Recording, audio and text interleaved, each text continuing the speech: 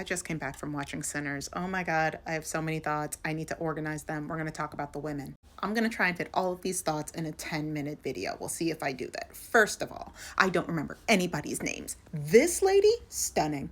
This lady, so beautiful. I will also say from the moment that I saw her and she said, oh, also spoilers for everybody that has not seen this yet. But from the moment that she said, oh yeah, I'm married, I was like, no, you're not, ma'am. But that was the smartest thing that she could do. Because please stay away from me. Like at that time, like even now, the whole concept of like telling a man, oh, I have a boyfriend, oh, I'm married, just to be like, hey, I need some space. It's a protective measure. And I'm like, okay, like good for you for doing that. But also just the way that Black Beauty was praised in this movie, just stunning. The song and dance that she did, that was the second closest thing to a spiritual experience that happened on that stage that night. Next, we got to talk about Homegirl, because I think that what she really showed in this movie that really resonated and stuck with me is that she assumed that her proximity to whiteness gave her an understanding of whiteness that was deeper than that of the other Black people in the area. She also thought that her proximity to whiteness would save her from what whiteness actually is. And I know that this vampiric disease or whatever, a curse, I don't know how to call it, but this is a thing. It's more than just whiteness and white supremacy, because if it was just that, then all of the Klansmen would also be that. So it's more than that. But I also find it so interesting that it all stemmed from, I think the guy was Irish, which that's a whole other video. We're focusing in on the women. But isn't it also interesting that I think it was Slim? I can't remember which one. But the brother that was in a relationship with her, he said that he did all that he could. He set her up with a white man so that way she could be as safe as possible. And then because of her perceived level of authority or camaraderie with other white people, she went and put herself in the direct line of fire. And even if they weren't vampires, ma'am, where are you going? It is late at night. These are strangers that just showed up in the middle of the woods. And then turning your back to them to walk away after you saw that eerie look in their eyes, after you saw them gathering around you, you stuck the gun out. You say, all right, I'm going to take a couple steps back. And then you turn your back towards them. There is this perceived idea of, oh, they recognize me, so they must treat me like a human being. That Black people do not have the luxury of having, period. And while we're talking about this, let's also talk about Homegirl over here. I can't remember her name either, but the wife of the clan's wife, right? So the thing that let the evil in, the true thing that let the evil in for her and her husband was the fact that more so than a random man coming to their home, disheveled, concerning, eerie overall, was their hate for people of color. He saw the Klan's outfits. And says, oh, this is going to be easy. I know how to appeal to their worst nature. And they immediately welcomed this man, this demon, in with open arms. They really said, oh, the enemy of my enemy is my friend. Not necessarily. Oftentimes, the enemy of your enemy is also an enemy by another name. Also, just like the through line of music, the spirituality of music, especially Black music, and the connection to pain, to grief, to a deeper sense of spirituality than Western versions of Christianity, which is the majority of Christianity, if we're being 100% for real.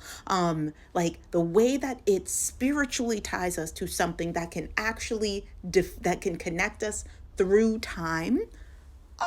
But also, Shayna, we are staying focused. We are staying focused. Speaking of spirituality, we got to talk about her. So even beyond the whole, in the real world, right? So there's this weird, there was a weird controversy, I guess, or discussions, but heated discussion. I don't know. People were just saying oh, I don't see the connection between a woman that looks like this and Michael B. Jordan. First of all, she's gorgeous.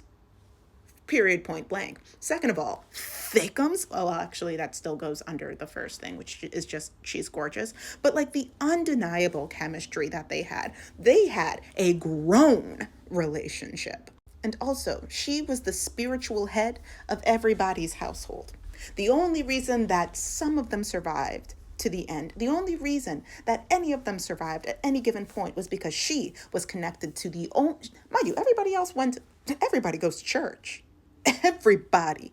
Oh, in that time, everybody was going to church. Sure, you stumbled in drunk at the end of service, but you was going to church. And none of those people had the information or the sense of mind and spirit to be able to say something ain't right here, except for her.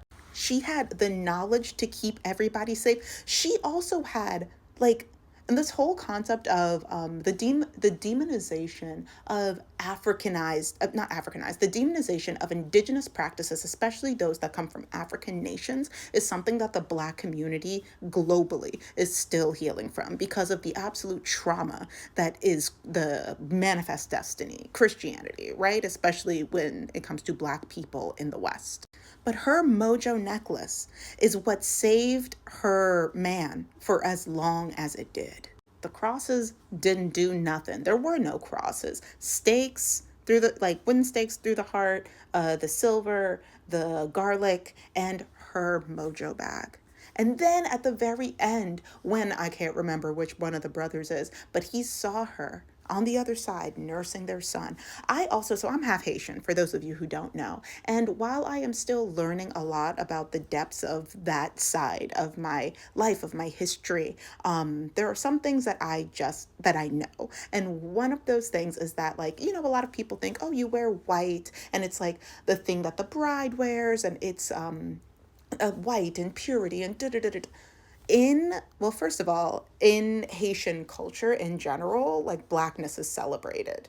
Absolutely celebrated. One. Two, there was something about her dress, the head wrap and like the flowers and there was something about it that was just reading, like, it looked like something that I've seen before in Haitian culture. So if you're Haitian in the comments, please sound off and tell me I feel like, let me know. And then finally, we got to talk about her. This character symbolizes the long-standing history of, unfortunately, the lack of true solidarity within people of color. And I will only speak for the country that I was born and raised into. In U.S. history, Black people have had to stand with Black people. I am here for Black women. Specifically, everybody else benefits when we listen to Black women, as this movie showcases. This woman, literally, because she lost her husband and because the lead vampire threatened her family. Mind you, he was threatening everybody. But she felt like, oh, now this is affecting me personally.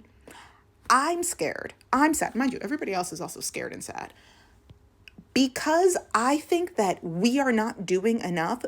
Mind you, homeboy just said, I need to take a breath. I need to think. I need to create a plan. She said, you are not doing enough. So what does she do? She invites an army of vampires into the building. And all she has is a cute little Mazel Tov cocktail over here that she gently tosses at him, and they just swat it away and then burns the door down. And even before this, if I remember correctly, there was still a lack of solidarity because as things were truly starting to hit the fan, she and her husband were like, you know what, we got to get out of here.